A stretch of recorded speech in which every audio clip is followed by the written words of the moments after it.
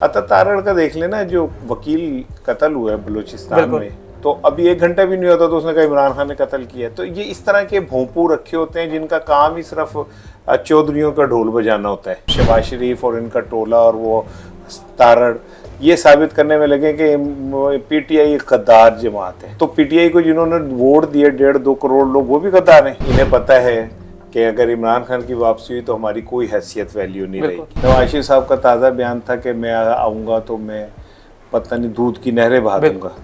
तो उनसे कोई पूछे कि ये हुकूमत किसकी है। इमरान रियाज खान साहब 60 दिन हो गए हैं, अभी तक लापता है। तो उर्दू का एक मुहावरा है, मैं इतना ही कहूँगा, वो था कि बगल में बच्चा शहर में ढंढोरा।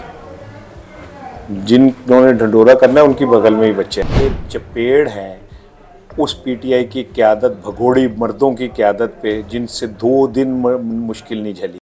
बिस्मिल्लाहिर्रहमानिर्रहीम, अस्सलाम वालेकुम। मैं हसाम राना और आप देख रहे हैं डेली धरती। नाज़रीन, आज हमारे साथ मौजूद हैं सीनियर जर्नलिस्ट तजिया निगार इसार राना साहब। आइए चलते हैं इनकी तरफ और इनसे पूछते हैं कि मुल्क में ये जो सियासी गहमा गहमी है, इसका ऊँट किस करवट बैठेगा, आया कि बैठेगा या नहीं बैठेगा। दूसरी तरफ एक ऐसी सियासी जमात जो 9 मई के वाक़यात में मुलव्वस पाई गई या उनको 9 मई के वाक़यात में शामिल करार दे दिया गया, उनका आगे का मुस्तकबिल क्या है। और दूसरी तरफ हमारे प्राइम मिनिस्टर साहब कह रहे हैं कि जी हमने रियासत को बचाने के लिए अपनी सियासत को दाव पे लगा दिया है।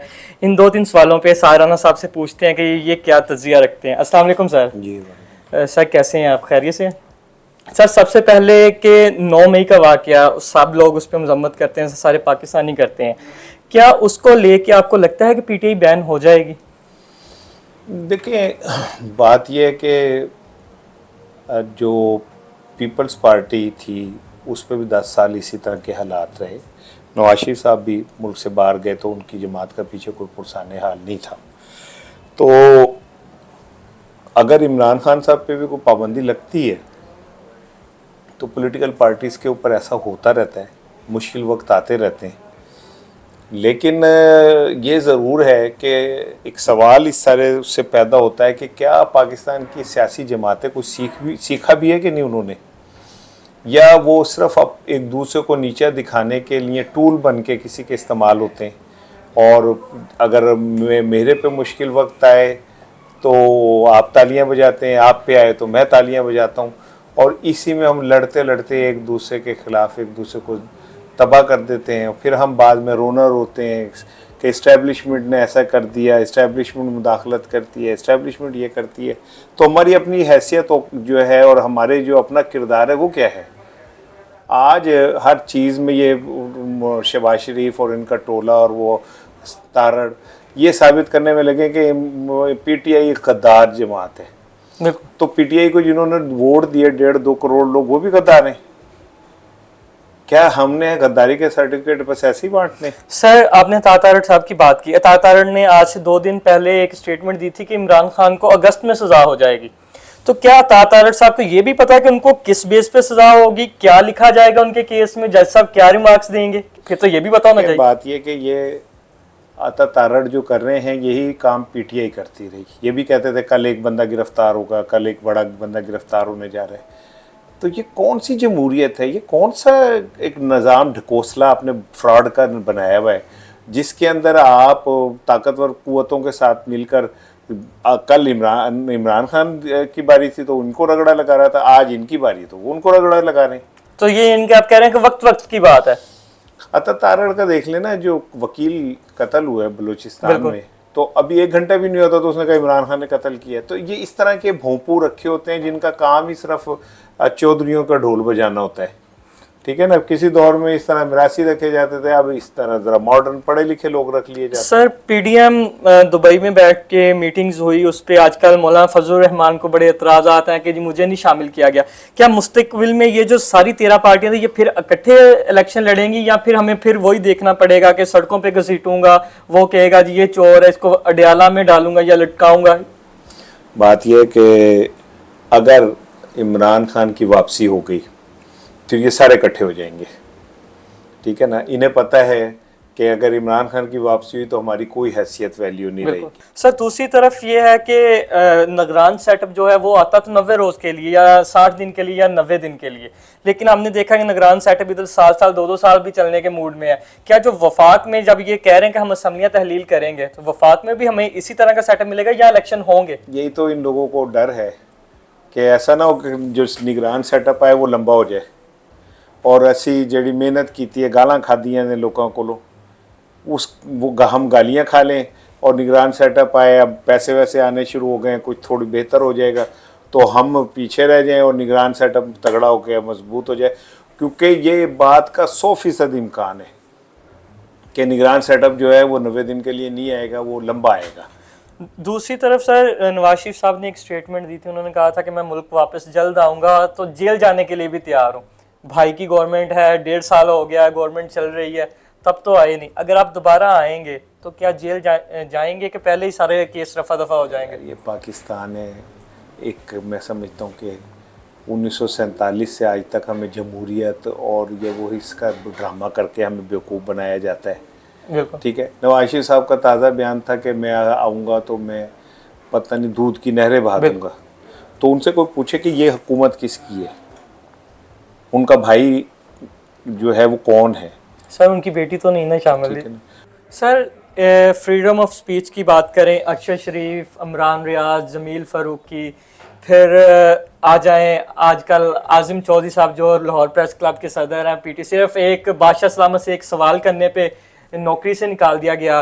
फिर हम देखते हैं इसार राना को फिर भी इसी चक्कर में उन्होंने नौकरी से पीटीवी से फारिग कर दिया। तो क्या ये फ्रीडम ऑफ स्पीच का कहते हैं तो सारी पार्टियां, लेकिन जो भी पार्टी गवर्नमेंट में आती है वो सहाफ़ियों का गला क्यों घोटती है? देखिए एक बात बताओ, आज़म चौधरी के हवाले से मैं ज़रूर बात करना चाहता हूँ। छोटा भाई है, बहुत शानदार आदमी है, बहुत ज़बरदस्त आदमी, नेक नियत आदमी है, लेकिन जब मुझे पीटीवी से निकाला गया तो बतौर सहाफ़ी मुझे कहाँ जाना चाहिए था अपनी फरियाद लेके? आज़म चौधरी के पास, प्रेस क्लब के सदर थे।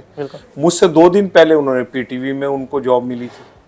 तो जब वो सरकार के मुलाजिम हो गए और मैं उनके पास शिकायत लेके जाता तो वो कैसे मेरा केस लड़ते? बिल्कुल ठीक है ना।